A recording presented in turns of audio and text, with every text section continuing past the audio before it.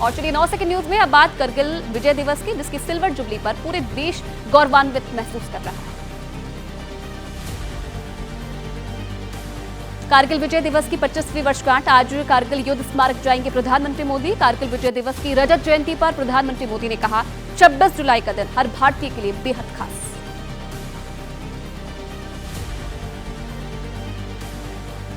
देश भर में कारगिल विजय दिवस के 25 साल पूरे होने का जश्न, खास मौके पर लद्दाख में 2 दिवसीय कार्यक्रम का आयोजन। आज भी लद्दाख के द्रास में शौर्य संध्या का आयोजन।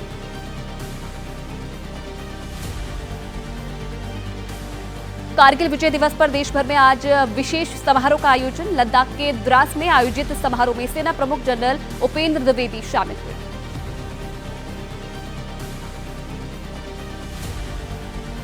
कारगिल विजय दिवस की 25वीं वर्षगांठ पर लद्दाख के द्रास में समारोह का आयोजन। ऐतिहासिक कारगिल व्यू पॉइंट की तस्वीरें, भारतीय शूरवीरों ने दुश्मनों पर विजय के इतिहास।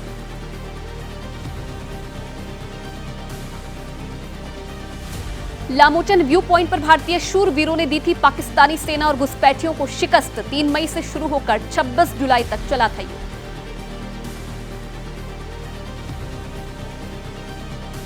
दिल्ली के सेंट्रल पार्क में कारगिल विजय दिवस पर कार्यक्रम का आयोजन। बीजेपी अध्यक्ष जेपी नड्डा, सांसद बांसुरी स्वराज समेत पार्टी के दिग्गज नेता भी शामिल हुए।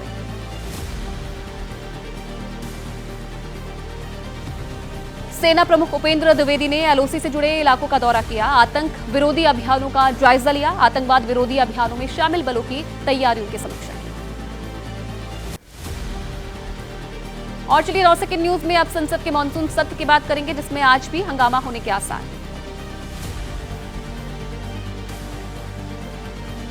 संसद के मॉनसून सत्र का आज 5वां दिन। सत्र में बजट को लेकर विपक्ष के हंगामे के आसार। सत्ता पक्ष विपक्ष के बीच तीखी नोकझोंक के बाद 2 बार स्थगित करनी पड़ी कार्यवाही। बजट पर चर्चा के दौरान कांग्रेस सांसद चरणजीत सिंह चन्नी का बीजेपी पर हमला। कहा, देश में अघोषित आपातकाल लागू, जब एक निर्वाचित सांसद को एनएसए लगाकर जेल में डाल दिया गया।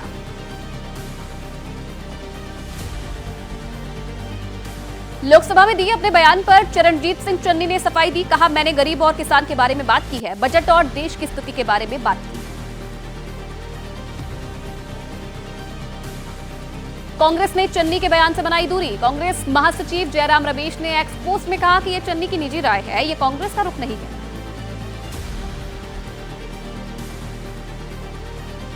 चन्नी के बयान पर भड़के केंद्रीय मंत्री गिरिराज सिंह। कहा, यह भारत की संप्रभुता पर हमला है। पूर्व सीएम चरणजीत सिंह चन्नी के बयान पर होनी चाहिए कार्रवाई।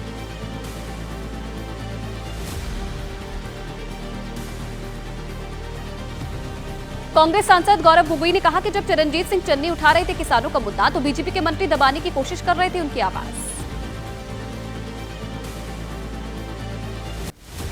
सदन में चरणजीत सिंह चन्नी और केंद्रीय मंत्री रवनीत सिंह बिट्टू के बीच हुई तीखी बहस। पीठासीन सभापति ने चन्नी को व्यक्तिगत टिप्पणी करने से रोका। बिट्टू ने चन्नी को बताया पंजाब का सबसे भ्रष्ट और अमीर आदमी।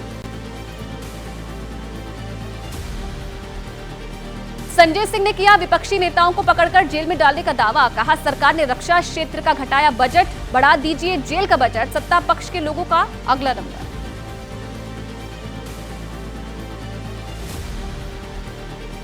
नीति आयोग की बैठक में ममता बनर्जी के शामिल होने पर सस्पेंस बरकरार। सूत्रों के मुताबिक ममता से बात करेंगे स्टालिन। 27 जुलाई की बैठक का 4 राज्यों के सीएम करेंगे बहिष्कार।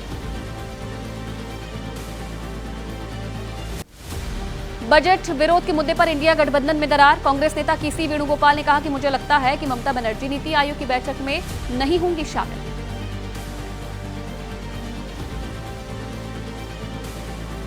कांग्रेस शासित राज्यों के 3 मुख्यमंत्री और स्टालिन करेंगे बैठक का बहिष्कार। सूत्रों के मुताबिक केरल के सीएम पी विजयन के निर्देश पर राज्य के वित्त मंत्री बैठक में हो सकते हैं शामिल।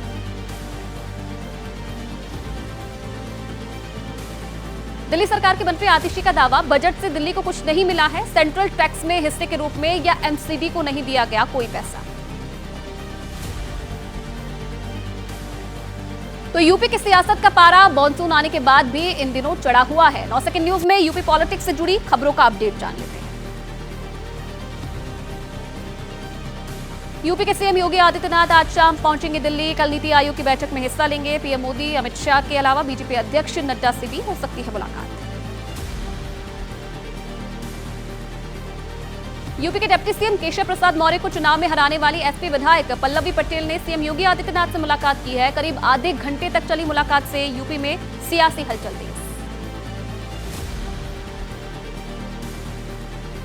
यूपी के सीएम आवास पर हुई बैठक में नहीं पहुंचे डिप्टी सीएम केशव प्रसाद मौर्य, लखनऊ में थे मौजूद। मुख्यमंत्री आवास पर प्रयागराज मंडल के विधायक, सांसदों और मंत्रियों की थी बैठक।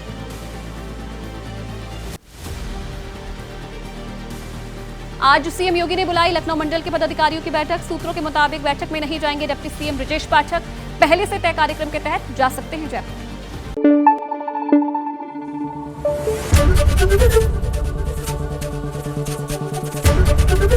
एबीपी न्यूज आपको रखे आगे।